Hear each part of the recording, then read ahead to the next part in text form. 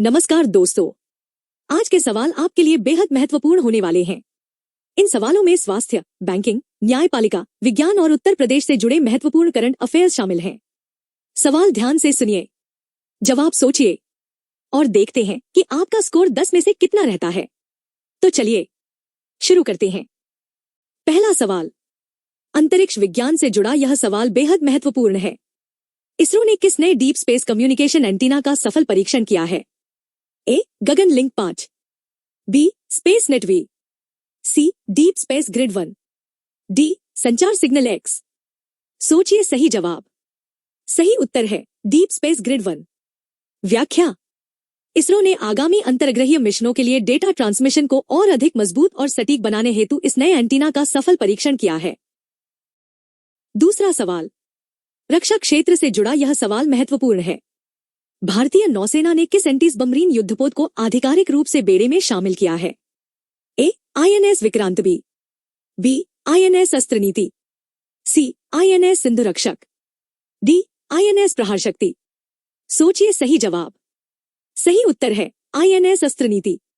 व्याख्या, हिंद महासागर क्षेत्र में दुश्मन की पनडुब्बियों की निगरानी और समुद्री सुरक्षा को मजबूत करने के लिए इस युद्धपोत को तैनात किया गया है। तीसरा सवाल, अंतर्राष्ट्रीय संबंधों से जुड़ा यह सवाल महत्वपूर्ण है। भारत और वियतनाम ने किस नए आर्थिक गलियारे के विकास के लिए MOU पर हस्ताक्षर किए हैं? A. Maritime trade link, B. Indo Vietnam logistics hub, C. Digital व्यापार गलियारा, D. Green energy transit route. सोचिए सही जवाब। सही उत्तर है डिजिटल व्यापार गलियारा। व्याख्या, यह गलियारा दोनों देशों के बीच डिजिटल भुगतान, ई-कॉमर्स और तकनीकी व्यापार को नई गति देने के लिए विकसित किया जा रहा है। चौथा सवाल, तकनीक और साइबर सुरक्षा से जुड़ा यह सवाल महत्वपूर्ण है। इलेक्ट्रॉनिक्स मंत्रालय ने साइबर सुरक्षा के लिए किस नई AI आधारित प्रणाली को लॉन्च किया है? ए. कवच AI, बी. नेट सुरक्षा रक्षक, सी. डेटाशील्ड 2.0, डी. Cyber track pro. सोचिए सही जवाब। सही उत्तर है कवच AI। व्याख्या, सरकारी डिजिटल डेटा और संवेदनशील नेटवर्क को रियल टाइम में साइबर हमलों से बचाने के लिए इस प्रणाली को लॉन्च किया गया है। पांचवा सवाल, पर्यावरण संरक्षण से जुड़ा यह सवाल महत्वपूर्ण है। विश्व पर्यावरण दिवस के अवसर पर सरकार ने किस राज्य में मैंग्रोव पुनरुद्धार के लिए सबसे बड़ा केंद्र घोषित किया है? ए. पश्चिम बंगाल, बी. ओडिशा, सी. आंध्र प्रदेश, डी. गुजरात। सोचिए सही जवाब। सही उत्तर है ओडिशा। व्याख्या, तटीय पारिस्थितिकी तंत्र की रक्षा करने और जलवायु परिवर्तन के प्रभावों को कम करने के लिए ओडिशा में इस बड़े केंद्र की स्थापना की गई है। विश्व पर्यावरण दिवस 5 जून को मनाया जाता है। 5 सवाल पूरे हो चुके हैं। अपना स्कोर कमेंट में जरूर बताइए। अब बढ़ते हैं अगले सवाल की तरफ। छठा सवाल, अर्थव्यवस्था और बैंकिंग से जुड़ा यह सवाल महत्वपूर्ण है। भारतीय रिजर्व बैंक ने किस क्षेत्र के लिए आसान ऋण नीति का विस्तार किया है? ए. पर्यटन और होटल उद्योग, बी. ई-व्हीकल चार्जिंग इंफ्रास्ट्रक्चर, सी. ग्रामीण कृषि निर्यात, डी. लघु कपड़ा निर्माता। सोचिए सही जवाब। सही उत्तर है ई-व्हीकल चार्जिंग इंफ्रास्ट्रक्चर। व्याख्या, देश में इलेक्ट्रिक वाहनों को तेजी से अपनाने के लिए चार्जिंग स्टेशनों के निर्माण हेतु ऋण प्रक्रिया को और अधिक सरल बनाया गया है। सातवां सवाल, बुनियादी ढांचे से जुड़ा यह सवाल महत्वपूर्ण है। किस शहर में भारत का पहला अंडरग्राउंड मल्टीलेवल लॉजिस्टिक्स हब शुरू करने की आधारशिला रखी गई है? ए. मुंबई, बी. दिल्ली, सी. बेंगलुरु, डी. इंदौर। सोचिए सही जवाब। सही उत्तर है मुंबई।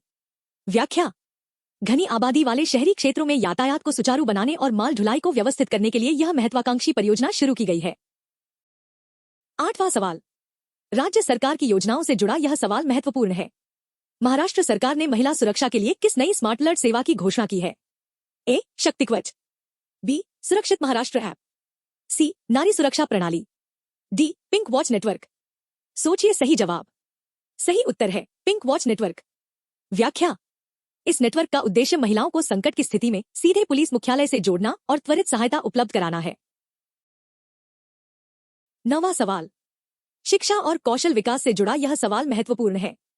शिक्षा मंत्रालय ने वोकेशनल ट्रेनिंग के लिए किस नए मोबाइल लर्निंग प्लेटफॉर्म का उद्घाटन किया है?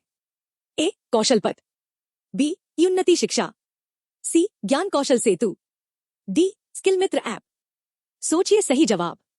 सही उत्तर है स्किल मित्र ऐप। व्याख्या। दूर दराज के क्षेत्रों के युवाओं को तकनीकी और व्यावसायिक कौशल सिखाने के लिए इस मोबाइल ऐप को लॉन्च किया गया है। 10वां और आज का अंतिम सवाल। स्टैटिक जीके से जुड़ा यह सवाल महत्वपूर्ण है। प्रतिवर्ष रूसी भाषा दिवस किस वैश्विक संस्था द्वारा मनाया जाता है? ए. विश्व स्वास्थ्य संगठन, बी. यूनेस्को, सी. संयुक्त राष्ट्र, डी. विश्व व्यापार संगठन। सोचिए सही जवाब। सही उत्तर है संयुक्त राष्ट्र। व्याख्या। महान रूसी कवि अलेक्जेंडर पुश्किन के सम्मान में संयुक्त राष्ट्र हर वर्ष रूसी भाषा दिवस मनाता है।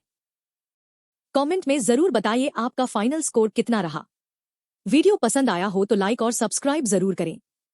ऐसे ही एग्जाम ओरिएंटेड करंट अफेयर्स के लिए जुड़े रहिए इतिहास और आज के साथ।